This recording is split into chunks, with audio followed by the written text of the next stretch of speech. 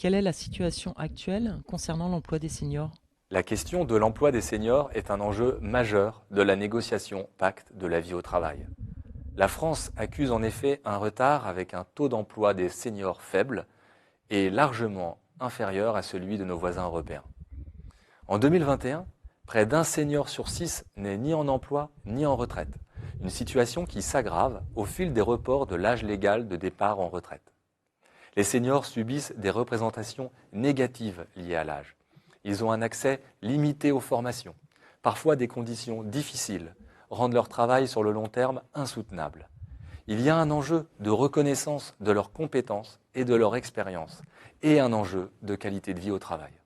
Quelles sont les revendications de la CFDT? Tout d'abord, en ce qui concerne le maintien en emploi des seniors. La CFDT revendique la mise en place de rendez-vous perspectives professionnelles pour tous les salariés après 20 à 25 ans de carrière. Les travailleurs au milieu de leur vie professionnelle ont besoin d'être accompagnés pour faire un bilan et pour se projeter dans les années à venir. Concrètement, les salariés seront aidés pour une validation des acquis d'expérience, un bilan de compétences ou orientés, par exemple, dans une voie de reconversion.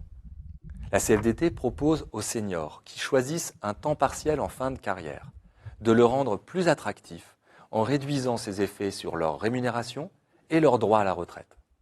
Enfin, la CFDT demande la généralisation des entretiens avec les salariés seniors afin de faire le point sur leur droit à la retraite, sur leur bilan médical, mais aussi sur l'aménagement de leur fin de carrière.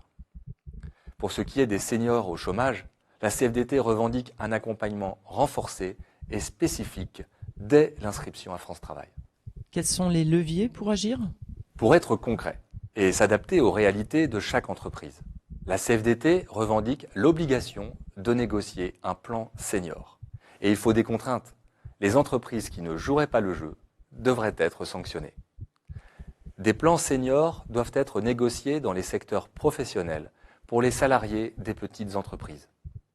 Les seniors sont une richesse et non un poids pour les entreprises. Il est temps de changer de regard sur ces travailleurs. Il est temps de changer les pratiques RH.